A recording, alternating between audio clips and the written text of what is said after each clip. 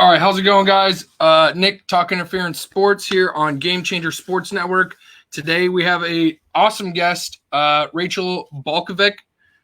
She is the hitting coach for the New York Yankees, and she's the first female coach to get into the major leagues. I'm really excited to have this interview this morning.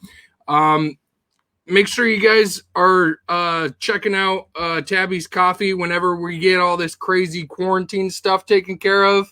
And whenever you're able to get some tickets, go to SeatGeek.com, promo code GCSN, get $20 off your purchase. All right, we got Rachel, and there she is. Perfect. How's it going? Great. I'm in sunny Florida, so I know there's some people cooped up north right now, but I'm quarantined in paradise, so I can't complain. Quarantined in paradise. Yeah, it's kind of chilly up here. I'm up in Washington State, so yeah, it's pretty chilly up here, but at least we get to stay inside. Mm-hmm. Absolutely. So it's pretty crazy. Did they cancel all of the spring training stuff for you guys? Yep, they did. So we're not really sure what's going on. But we just know we're at home for a while. I don't know what'll happen. They'll have to do some kind of camp to get the guys back in shape and the pitchers ready.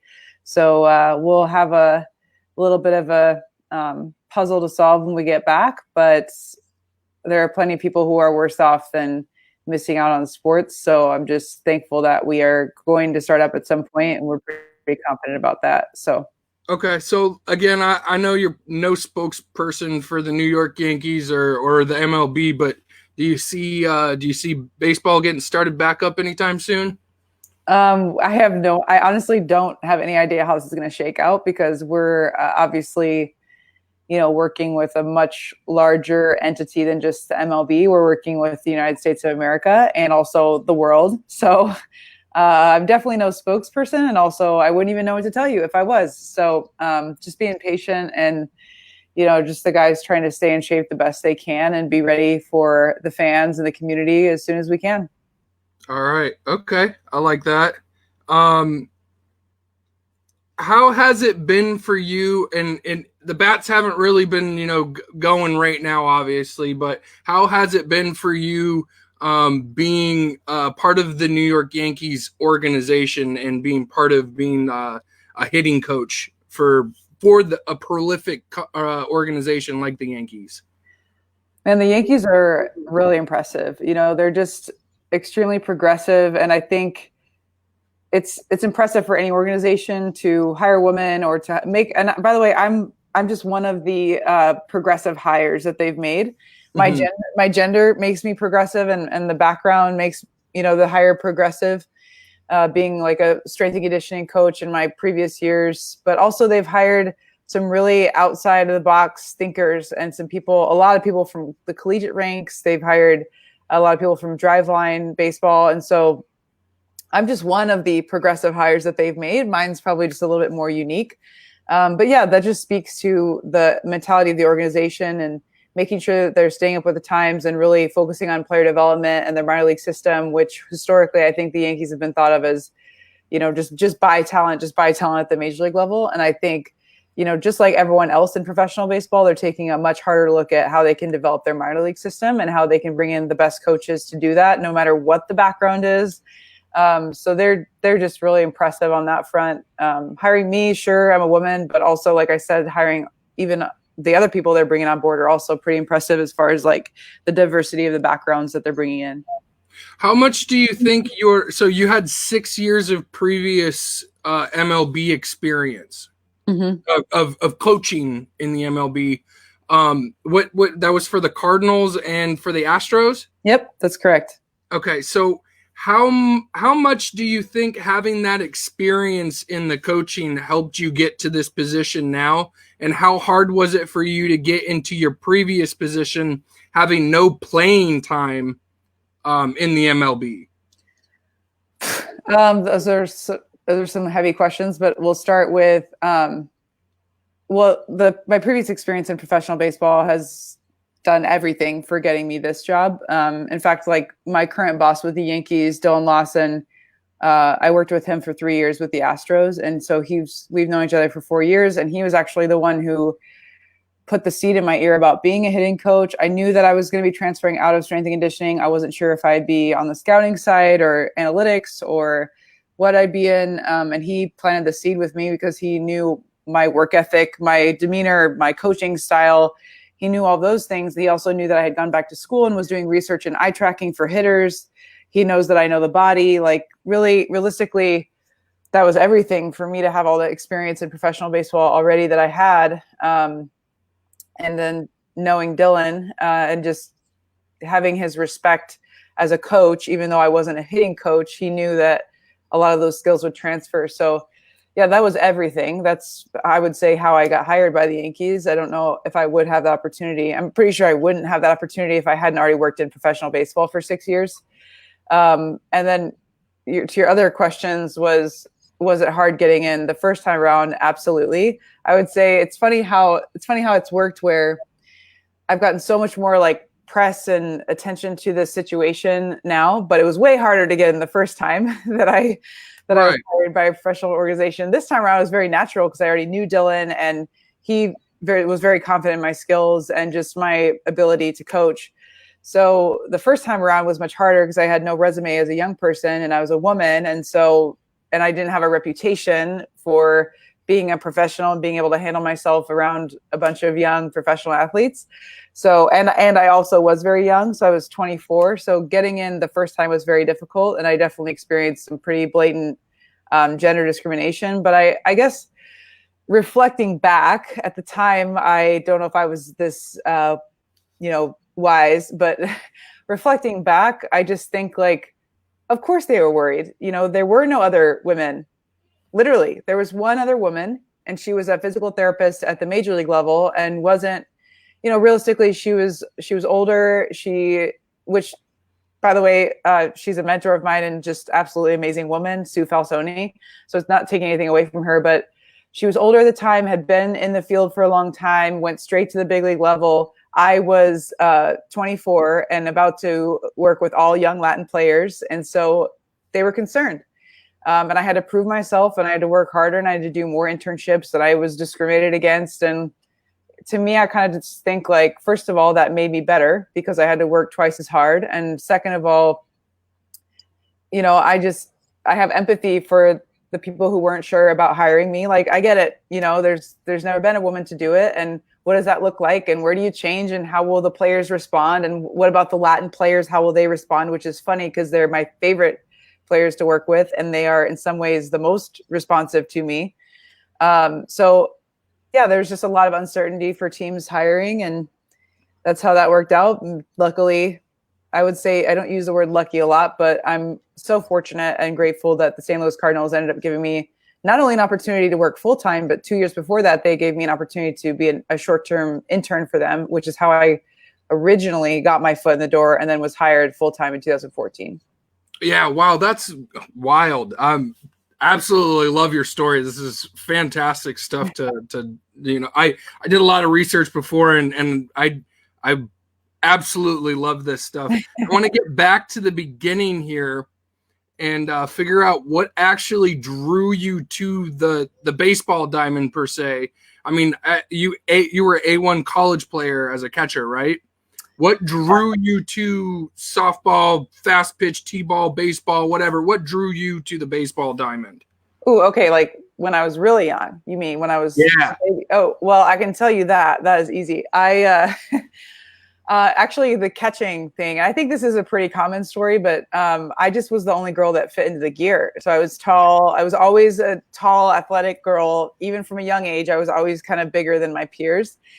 And I was one of the only girls that would just like fit in the gear where the helmet wouldn't just like fall down over my face.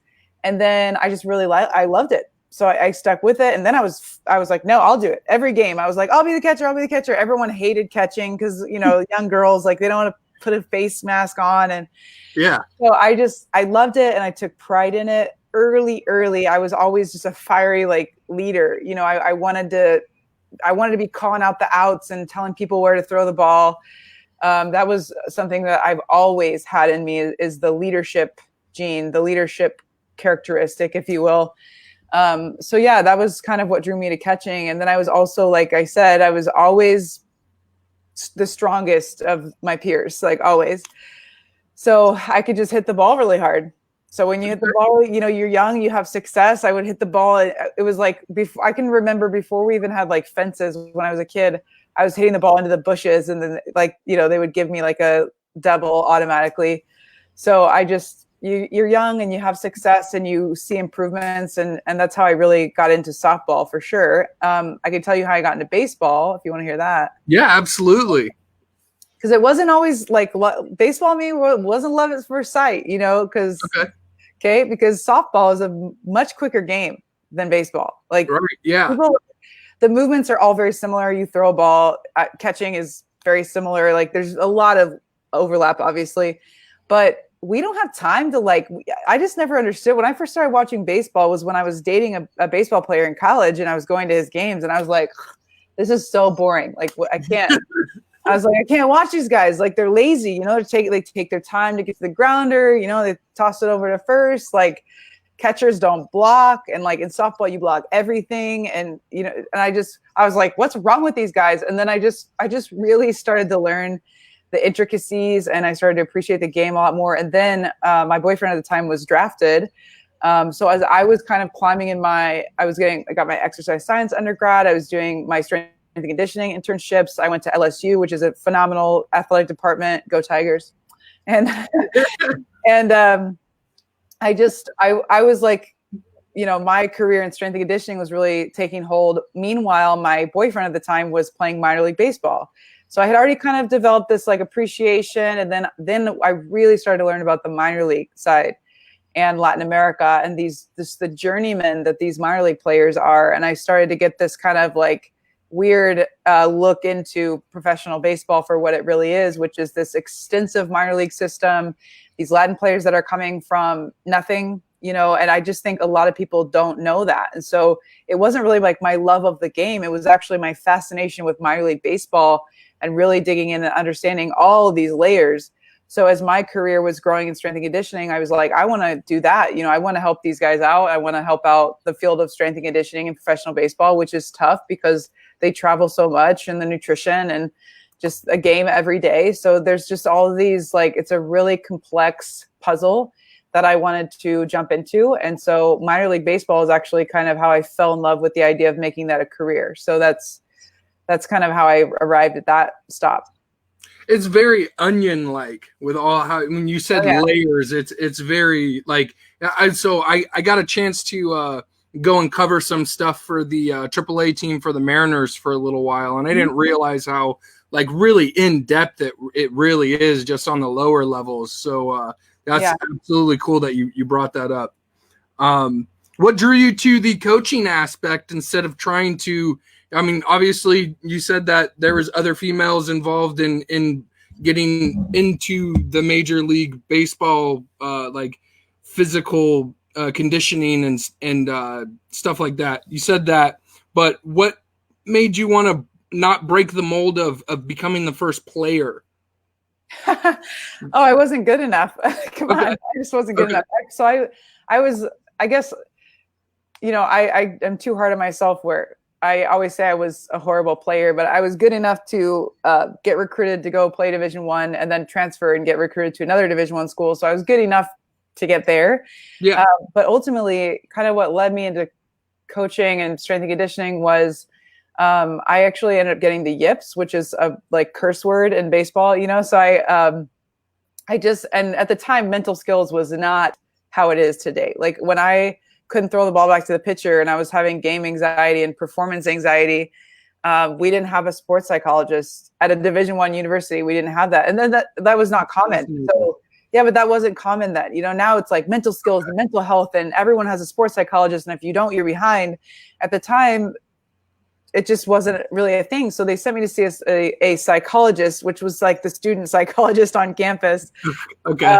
And I was embarrassed about it. Whereas now it's like, if you don't have a mental practice and meditation, and you're not talking to a sports psychologist as a high level athlete, you are really missing out on a huge part of your game, which for me was the demise of my career. So I was this physically primed, like, I was a D1 athlete physically. Like I was very strong and capable and could hit the ball a long way. But I couldn't throw the ball back to the pitcher, and I was a catcher. So you can't really put me in any kind of pressure situation against UCLA when you're worried about if I can throw the ball back to the pitcher. So Right.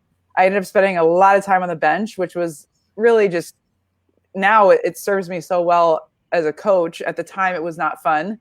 But I think even then, and if you ask my college teammates, I think they would say, like, I was still a leader. I still found a way to contribute, whether that was just with my positive attitude or mentoring young freshmen that were on the team, and really through the weight room. So, Okay. I was able to still like contribute and really go somewhere where 1 + 1 = 2. Because on the field, I was working really hard and I couldn't throw the ball back to the pitcher. So 1 + 1 was equaling like -6. Okay. But anytime I stepped in the weight room, if I gave 100%, I would see that payoff. And I was giving 100%. I was still challenging all of my teammates in the weight room, and they knew it, and they knew that I was working hard. So I just really gravitated towards that. And that's why I wanted to be a strength and conditioning coach. As for being a player, I mean, there's just no way. But I will say, I do think we're not too far off from seeing maybe a woman pitcher in affiliated ball. I'm a strength coach, right? Like, there are differences between men and women. I don't think that, a woman is not going to run as fast as a man, is not going to hit a ball as far as a man, unless there's some super genetic outlier out there I don't know about. But I do think a junk ball pitcher could happen in the next 5 to 10 years. I think that's possible. I mean, I'm not saying it's not. I don't know. I don't see any reason why a woman couldn't throw 80 miles an hour. And if you can throw 80 with really great movement, I mean, yeah, no, I absolutely agree with you. I think that's a great way to look at it. I was just curious, and I know that you had said you weren't good enough or whatever, but I was just curious on how you got into the coaching instead of trying to get into the playing further after your college career had finished. What do you think your time during LSU helped you? How do you think your time in LSU helped you get to where you're at today? Good question. It was everything.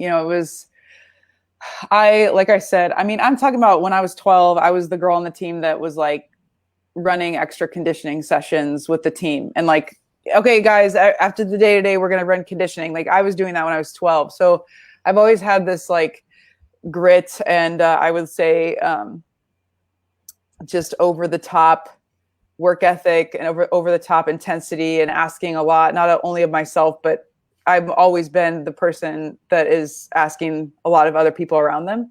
Right. And so going to LSU, that's all that was. Like, that's exactly what that was. They hired me because they saw that in me as a coach, even as a young person. I was 23, 22 when I went to LSU.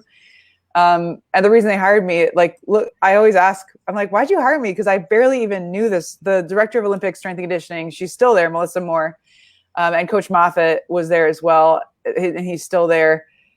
I mean, I just think, I was like, why'd you hire me? I had this really short interview, and Melissa goes, I knew you were a psycho and you were going to fit in here. Okay. So just the standards they held was just outrageous. And I really fit in there. I'll never forget one of my first weeks there. The men's tennis team was kind of on a turnaround. They were coming back. They had a couple of tough seasons, and they were thinking they were going to have a good year, and just really wanted to maximize that year. But they were in a bit of a culture change. They had some young guys on the team, and the first few weeks there were rough, them getting adjusted to my level of expectations, I think, in the weight room that they hadn't experienced before. And I had to, one day I kicked someone out of conditioning in Tiger Stadium, and my voice was like echoing through Tiger Stadium. This is a men's tennis team, right? Yeah. Like, this is men, and they hadn't had a woman coach yet. And so I'm like, my voice is like echoing throughout the stadium. I kicked this guy out, and I was like, I went to the office and I was like, oh no, like, I'm going to be in so much trouble. Men's tennis coach, sure enough, comes in the weight room later that day. I see him walking up, and I'm like, oh God. And he walks into my office. He goes, Rachel? And I'm like, yes. He's like, I heard you kicked out so-and-so today.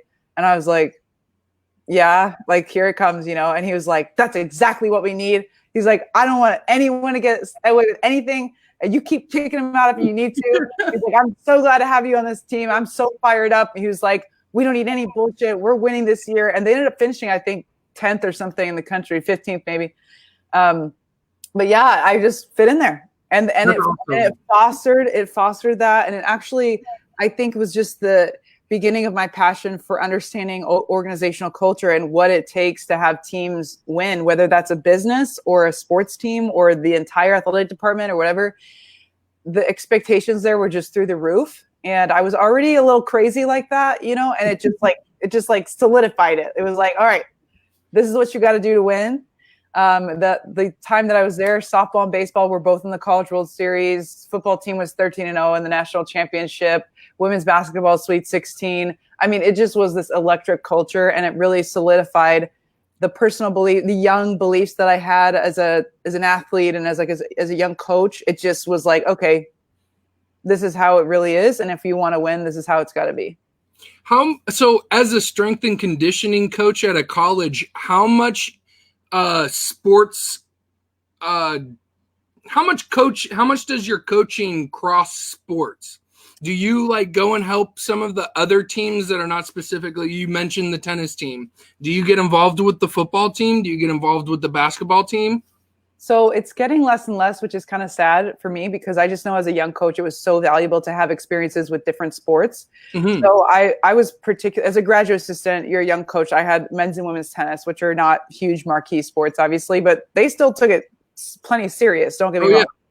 So I had men's and women's tennis specifically, and then I was also assisting with baseball and softball, women's basketball and volleyball. And it just was massive to have not only the different movements, okay, that's one thing, but also to be a part of 6 different staffs and see 6 different coaching styles of the head coach and how they interact with the athletic trainer and what they want from the strength coaches and what the relationship is between each athletic trainer and strength coach and how they interact. So that was extremely valuable. I also had time at Arizona State to see them as well. And so 2 also very notable softball and baseball programs over the course of their history. And so just to see even, you know, LSU has its culture and then each team had a culture. And so to get just this variety of experiences was massive. And I know that basically universities are going away from that, which I understand. And everyone has their own strength coach and their own weight room and everyone's kind of siloed, but I definitely really appreciate that I got to see a whole spectrum of teams and just how different coaches were managing their culture. Yeah, that's cool. I'm absolutely shocked that they're trying to isolate instead of trying to, you know, be involved in other sports and see how other teams are growing in their, you know, craft. It's recruiting. Okay, so, that makes sense. Like I just went back and visited LSU softball and they have their own weight room now, which is really cool. Like it's cool to see that a women's sport they have their own weight room and it's super nice and it's decked out. And then when recruits come in there, they see that, you know, LSU values softball so much that they gave them their own, you know, place to work out. But, you know, then you're separate. You're just separate from the rest of the athletic department. Right. So there's still some like communal spaces like the cafeteria and everything they're doing a great job with. And I know every university handles it differently. But I definitely I think there's some coaches out there that look back on the good old days when the weight room really housed everyone, you know, and then football 10 to 15 years ago, they started getting their own facilities. So then football was separate, but still Olympic sports, everyone shared. And there was just this communal space and you saw each other and the athletes interacted and you interacted with all the coaches. So it's getting pretty separate, which there are benefits to that, of course. But I wonder just how the community feels different within the athletic department.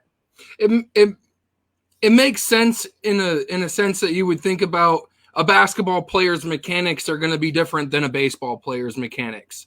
Mm-hmm. You know, so I understand that, but I just thought like there would be a little bit more molding together just to try and build like more of a community, if that makes sense. Yeah, and there is a lot of overlap. Like I know that everyone wants to talk about sports specific training and that's the buzzword and baseball training and basket. Like, come on. Especially when I'll never forget too, Mel, I'm so glad we're talking about LSU because it was really a really formidable like point in my career. But Mel one day I think I went to her office and I was like, Melissa, like, should I do 4 sets of 5 or 4 sets of 3? And she's like, it doesn't matter. And I was like, what? Of course it matters. This tells you everything matters, everything, every little detail. And she was like, no, we're not working with Usain Bolt here. We're working with an 18-year-old freshman tennis player that's never lifted weights and probably eats pizza on the weekends. So, like, you know what? I know sports-specific training is the buzzword, but a lot of times we're doing overkill with the sports-specific training when realistically they just need to like get the basics first. And if you're working with elite level athletes, that's fine. But to be honest with you, even in my career of working at all of the high level places that I've worked at, the number of elite athletes that I've worked with is shockingly small. The number I'm really not surprised by that. Yeah, the number of elite baseball players that I worked with, super high. Very talented baseball players. Elite athletes, not so much. Okay. All right. What drew you to the coaching and the teaching? I know we were speaking about mechanics earlier for basketball and baseball and stuff like that. Is it fundamentals from softball that are carrying over so much that you like teaching to these guys, or is it just like coaching in general that you're enjoying? Just coaching. Just coaching in general? Yeah, I know there's not really a nerd. I mean, I'm a nerd in some ways because I've studied so much, but I'm not one of those people that's like just mills over programming for hours. I think more about who should work, which player should work with which player, like how are they going to work together, and what's the best drill to challenge them mentally, physically, of course, but like how do I really get them engaged mentally? And I definitely like the X's and O's that I think about are more like the mental and like organizational structures of things, and just the art of coaching and the psychological background of that. That makes sense. I like that. Do you hope to break any other barriers further in your career and possibly try to get in a higher level? I mean, I think it would be really cool to see a female head coach for one of these teams. You know what? Number one, I hope to be the best hitting coach that I can be. So first things first, I need to be able to really dive into this area. And frankly, just throwing batting practice at this point is tough. So I definitely have plenty of growth in this particular area. I hope to continue in my career, which I think just by nature of the fact that there are few women, I will probably have a few more firsts under my belt before I'm all done. But that's not my goal necessarily. My goal is not to be a pioneer and break barriers. My goal is to be the best at my job that I can possibly be. And in the process, I will have opportunities that probably, break other barriers. Okay. So I got a few Yankees related questions that I got from some people. And I wanted to ask that. I'm a Mariners fan, so I don't really pay too much attention to the Yankees.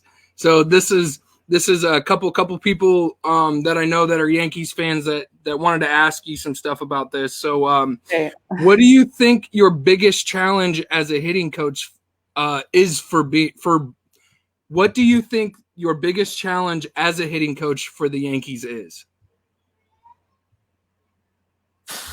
Well, gosh, that's a good question. There's so many, it's hard to answer. Okay.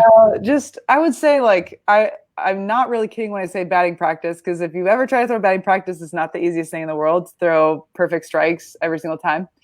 You know what? I think just having the guys be mindful of,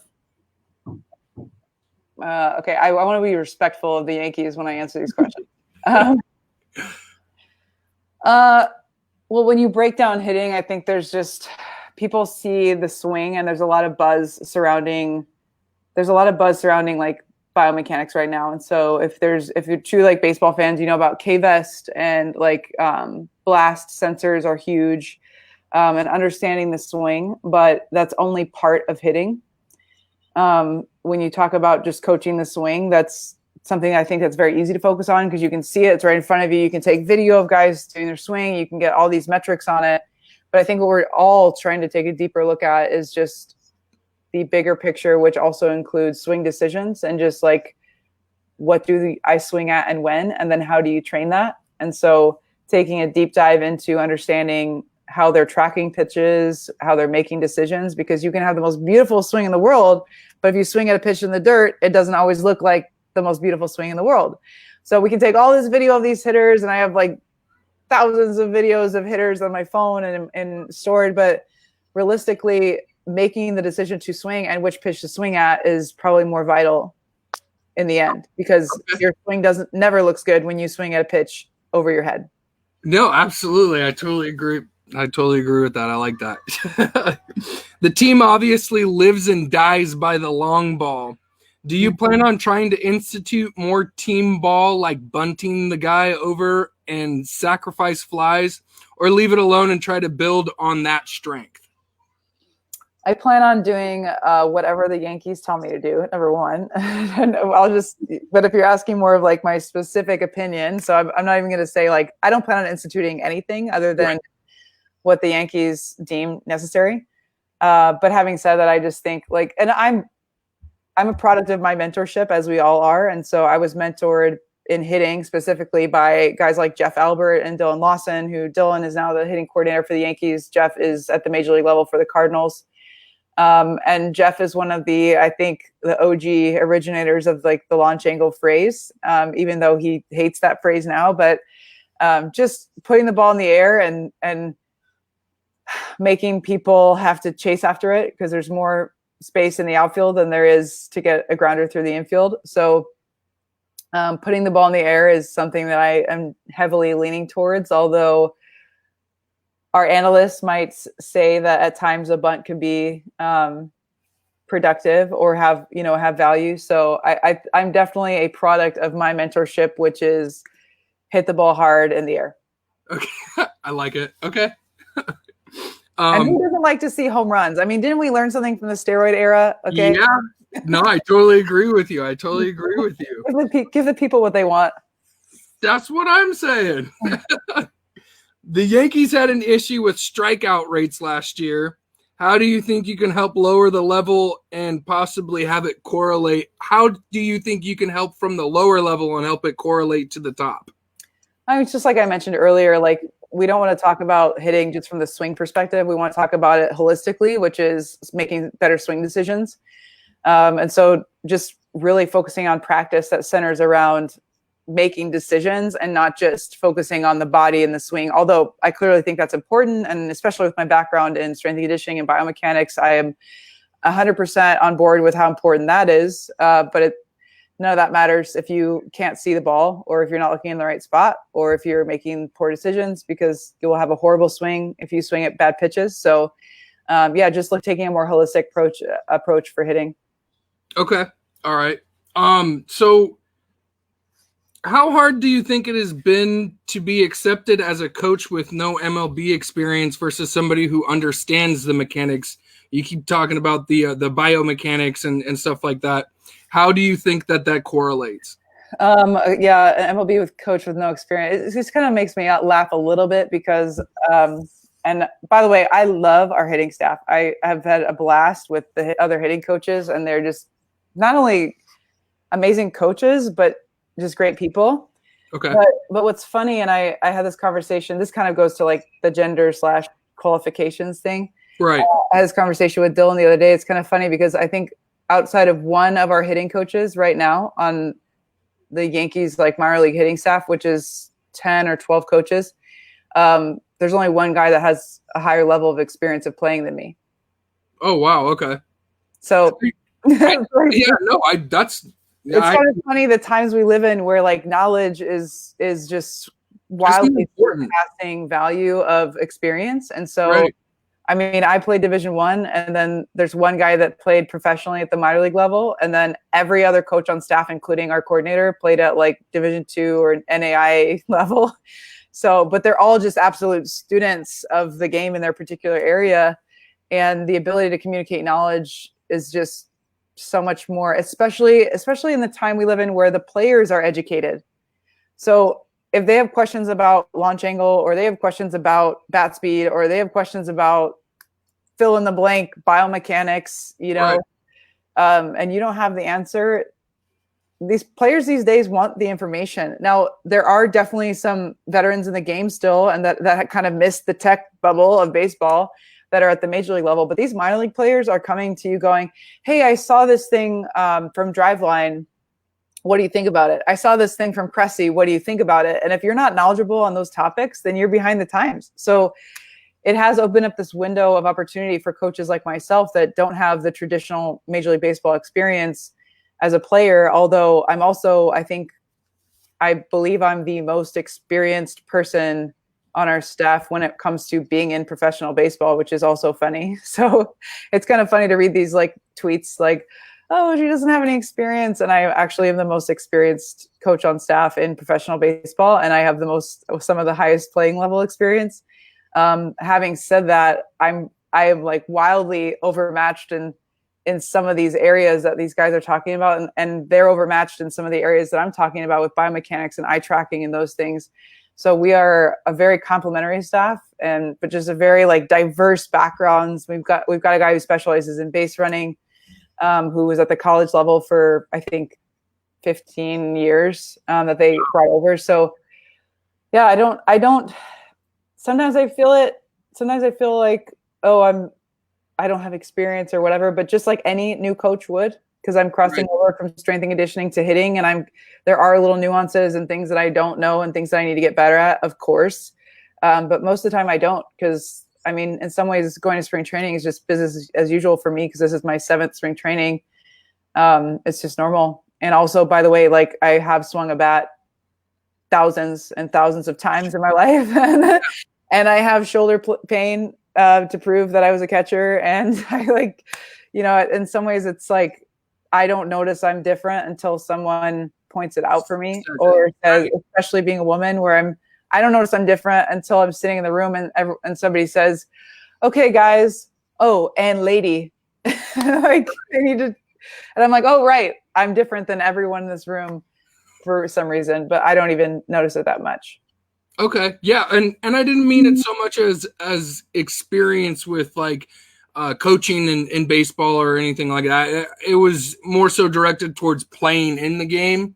You know what I meant? Yeah. I mean, I played a lot. No, I totally get you. Yeah. That's my answer to that, is that it's not really that foreign to me. Right. But it is, I will say, like, just having been on the strength and conditioning side for so long, it's like I haven't thought about first and third situations for so long. So kind of getting my the wheels turning again and going, oh yeah, okay, I remember this. But it has been a while in that regard. So kind of like refreshing my memory just from that perspective, switching over from strength and conditioning to like game side of, on-field performance. Right. It's been knocking the dust off a little bit. But I'm like, I enjoy it. I miss catching, and I loved catching. It was a blast. And so I'm enjoying kind of being on the game side again, and being able to sit in the dugout and evaluating players from that side of things is a blast. How hard was the transition from going from coaching in strength and conditioning to going into coaching into hitting? Yeah, again, that's just, it was smooth in some ways because after coaching with the Astros in strength and conditioning for 3 years, I mean, the integration between departments there was so great. And so I was working really closely with the hitting coaches and working really closely with the pitching coaches, and they were mentoring me every step of the way. And I'm a very curious person. And so anytime I had a chance, I would go sit in the hitting meetings. I would go sit, in their training sessions. I would listen to what they're saying in the bullpens. I would listen in on their TrackMan meetings. Like, I was trying to soak in that information. And so in some ways it was smooth because I knew the Astros hitting philosophy inside and out before Dylan even said, hey, would you consider being a hitting coach? I already knew it. I knew what they taught the guys. So that was very smooth. Also, being a strength and conditioning coach, I'm coaching it's the human body. I'm coaching the human body to do the same movements in a different setting, which is now in the cages. So whereas, for example, something we talk about all the time with the swing is the hinge. And so I've been coaching a hinge for 10 years. I've just been coaching a hinge and a deadlift, whereas now I'm coaching a hinge and it's to set up for a swing. So it's really, again, like from those perspectives, it's been very smooth, and I don't feel a lack of confidence in that area. The thing that I am just like, okay, I've got to catch up to speed is I'm sitting there, I'm watching it at bat live time, and I'm evaluating how the hitter's doing in the moment. And so I have to know, like, okay, what pitches is this guy throwing? What does he normally throw? What should I expect in this situation? What should the hitter be thinking? So then I can later on in the day or after the game go to him and say, hey, what were you thinking there? Did you think this pitch was coming? You maybe should have a strategy for that, knowing that this guy throws this in these situations. And so I think just game strategy is really what I'm like, okay, it's like, it's as if it's a language that I learned growing up, and then I haven't used that language for 10 years. And I'm like relearning just the mental processes of the game that I knew so closely for a really long time. And I just haven't thought about, so those are the things I think, again, game strategy, which is where I need to just get up to speed. Right now I'm kind of like thinking in slow motion in that area, but I expect that to come back pretty quickly. And also, in some ways, it is my job, of course, but the managers are the people who have to worry about defenses and like putting everything together, which thank God. So I can like take my time in getting up to speed on those things. But yeah, it's definitely the wheels are turning slowly at the moment, but it's all coming back pretty quickly from a player's perspective. Do you enjoy trying to work with somebody more so on the reps, like actually watching them like hit, or more so in like video breakdown of like trying to, hey, this is where you could have done it better on a video versus actually going through the motions over and over and over again? Ooh, that's a good question. I think in motion. Okay. Mostly because then you're dealing with a mental piece of like, how do I make this adjustment right now? Not like later, but how do I turn this over within a practice session? What are the drills that I can do? What are the focuses? Because sometimes you say 5 things or you give them 5 different exercises, and then all of a sudden the 6th one clicks and they're like, oh, okay, now I get what you were saying. And so, but that's a similar concept to strength and conditioning, where you're basically trying to manipulate human performance. You're trying to manipulate the body to do something that it can't do or it's not doing. So like a player has a certain swing and they might even cognitively understand, okay, I need to take a shorter stride, or I need to stay on top of the ball. They might even cognitively understand what they need to do, but then getting the brain to communicate with the body and do that in motion, by the way, while making a decision on a ball that's coming that's a lot, 96 miles an hour or 82 miles an hour with good movement. Like, so that aspect of it, I think, is really fascinating, because it's, again, that's the art of coaching. What's the cue, or what's the drill, or what's the focus? It could be something so simple like, hey, I want you to think about right now, when we think about hitting that ball directly into the net right in front of you. Like, okay, just an external focus of a goal focus, instead of saying, I need you to think about your hands doing this or whatever. So picking the right cue at the right time, saying just enough, not too much, don't confuse them. It's just a lot. It's just a lot of like, it's an art, it's a recipe. And so I think that's really fascinating, that in the moment coaching of how you're going to get someone to make an adjustment quickly. All right. So, I mean, it'd be a lot easier to do it when you're physically there instead of actually having to try and break it down on video. Yeah. I was curious about that, just because I've seen a lot of people where they'll spend time watching them hitting over and over and over, and then try to make the adjustments later. You know what I mean? Both are useful at different times, especially if you can't see something with your eyes. Or it's funny, players will come up to me after the game and go, hey, how did that swing look, on that 0-2 count there? Like, and I'm like, I don't know. Like, my eyes aren't good enough. Like, I can't answer. If I were to answer that question, I could answer gross macro level movements, right? But I like, let's look at the video later, because I don't trust myself or my eyes, really. I don't trust my eyes to go, oh yeah, that was a great swing. Like, I don't know. I don't trust that. That's also a little bit of a generational thing, where some coaches would believe that their eyes are just as good as video, whereas I'm like, no, show me the slow-mo or it doesn't count. Like, I could have seen something that I thought I saw, but I want to confirm the facts.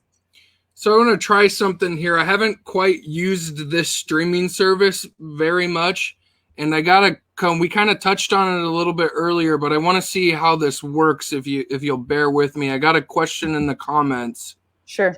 Are you able to see that? Yeah. How have the Yankees players been taking the virus outbreak we're all dealing with? I think it's just like everyone else. Everyone has their own right now their struggles to deal with, and if they're not dealing with their own struggles, they're dealing with their family's struggles. So major league players are, I think, and also, by the way, I don't exactly know what all of the Yankees players are doing because they're all doing something a little different. Right. But I think just in general, with Major League Baseball, a lot of the major league players are home. Some of them stayed around the complex to train, but very few of them, so they can practice social distancing or just they're with a partner and they're out throwing in some football field to keep their arm in shape. It's tough on everyone. So I mean, this is much bigger than baseball. So I'm not going to complain that we're not playing. I'm not going to complain that I miss baseball. I feel for some of the players who are in tough situations where organizations are sending them home and they don't really have a great home to go to. The Latin players that are going home to nothing and that are relying on this paycheck to feed their families. Yeah. So but that's like, by the way, that's so many small businesses and restaurants and gyms, and there's a lot going on. They're dealing with it just like every other human right now is dealing with it. Okay. You're very humble in terms of breaking the barriers and speaking about how I haven't really done this much or whatever. You're very humble about it. I can tell just by how much we've talked today. What would you say to and I don't want to keep touching on this diversity of being a woman versus being a man, but what would you say to a young woman who's trying to maybe try and break some molds herself, and in terms of you've had to change your name on applications and stuff like that? What would you say to somebody who's really striving to try and break those barriers like you have? Okay, first, I do want to take a minute just to highlight some people, okay. Just because I don't want to get off this without doing that. But I do want to say that I'm one of 4 women that will be in uniform this year for Major League Baseball. So I'm the only full-time hitting coach. There's 2 other coaches that are serving as 4th coaches. So they're kind of, if you don't know what that is, it's more or less like an assistant on the staff. Okay. They're serving in different roles. And then there's one woman who's actually on a Major League staff who I don't believe will be in the dugout coaching necessarily in the games. But she's a part of their Major League staff, which the staff is very big. It's like 15 people. People probably don't know that. But so yeah, there's 4 women that'll be in uniform all season. So just wanted to throw that out there. So I think that's a positive thing. My advice for women has always been the same since day one. It's, my mom always used to say, life's not fair. And boy, was she right, because she was preparing me. She didn't know it, but she was preparing me. And so I just was prepared from a young age. It's like, if something's not fair, you either quit, move on. I could have gotten a normal job. I could have been a personal trainer. I could have worked in the collegiate setting. There was plenty of women coaches in the collegiate setting, athletic trainers, strength coaches, female sport coaches. I could have just done that. Why not? But if you're not going to quit, then you better not complain about it and just shut up and do the work. And right. So, if something's not fair, like I said, I have to be empathetic. It's change. You don't like change. I don't like change. Nobody likes change. Dogs don't like change. No human, no living entity adapts or moves out of their homeostasis well, right? Well, I shouldn't say that. Some people do it well, but some people do it better than others. So if you're going to change an industry, you're going to change a team, you're going to change something, you're going to break a barrier of any kind for anything, by the way, then you better buckle up. And don't complain about it. And I'm not going to say that it was easy for me. That I shed plenty of tears, and I had plenty of conversations with friends when I was being discriminated against, and when I had to sit out a season, and when I was thinking I was going to sit out another season, by the way. It was January and I still didn't have a job, which is super late in the off season when the Cardinals called to hire me full time. But yeah, when I was going through that, it wasn't easy, but I will tell you that I seriously think about people and I'm like, God, it sucks that you had it so easy. Like, wow, I'm so glad that I had to struggle because A, I appreciate it more, and B, I'm just that much better. Like I had to do more internships in more settings, and I had to move around, and just I just became this unbreakable person. I had to adapt, and I had to take any job, and I was working extra, and I just appreciate it, I think, so much more than my peers, or I just have a tougher mindset because of what I went through.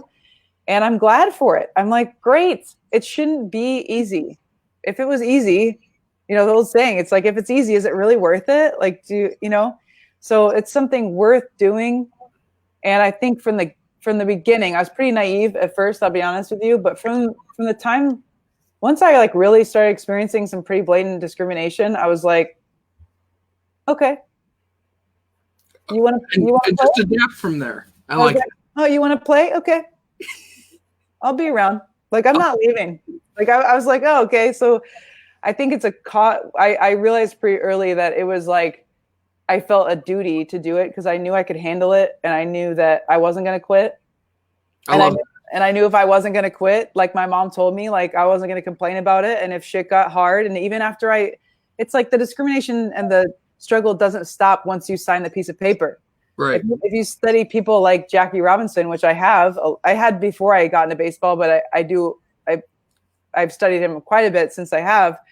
Like just because he signed up to play professional baseball does not mean that everyone wanted him there. They were happy. His own teammates signed a petition the year that he made it to the big leagues. His own teammates, could you imagine, signed a petition and told Branch Rickey that they would not play baseball with a black person. His own teammates. And then he had to go in the locker room and play with those guys.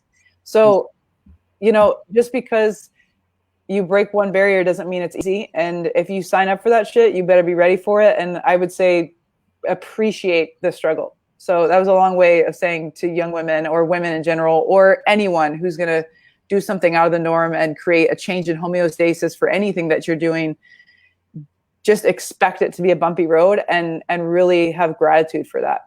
I love that. That was awesome. I got another question. Sure. I'm going to pop it up here again. Favorite player to work with? I mean, you're not going to know who I'm talking about, but I would say favorite player to work with. Well, I will say I want to say publicly, I got the chance to work with Luke Voigt before he was with the Yankees when he was still playing with the Cardinals as a minor league player. And I just want to tell you, like, he definitely is somebody that I look back and think like he's one of the hardest working players I've ever worked with. An absolute grinder, working extra in the weight room, he just gets after it. And so he, as far as the Yankees go, he's one of the only people that I really have experience with working with on the major league level. And he was just an absolute terror in a good way. So he was fun. He was a fun guy to work with. And I think still holds that mentality today. And then like right now, I just think about, there's a guy named Matt Pita, who's, I don't know what year he was drafted, just a couple of years ago. And he's just absolute gritty player. I watched him get hit twice in the box the other day, and he didn't say anything and just kept staying up there at the at-bat. Like the umpire didn't see it, kind of ricocheted off his foot 2 times, and he stayed in the box because he wanted to hit. He's tough nails. Super tough, gritty player, fun to work with. Emmanuel Rosario is a Latin player from Puerto Rico who is a super hard worker and just has adapted. And I mean, Campero, like there's a bunch of really young minor league players that I think are unknown to the world, but have been a blast to work with. And all the players have been great. What's funny is it's never, this question usually gets asked, so I'll just offer it up because people are like, how do the players react to a woman? And it's never the players that really put up the resistance, because as soon as they find out that you care about them and you're going to work hard for them and you know what you're talking about, they just are like, okay, cool. You can help me. Great. Help me. I don't care. Right. And so they're never the problem. It's usually like colleagues or people in the field that I hear chatter about. But the players have been awesome. Cool. I like that. I really would love to continue to pick your brain, but it's been an hour and I don't want to take too much of your time. Absolutely loved talking to you today. I hope we can try and do it again sometime Yeah.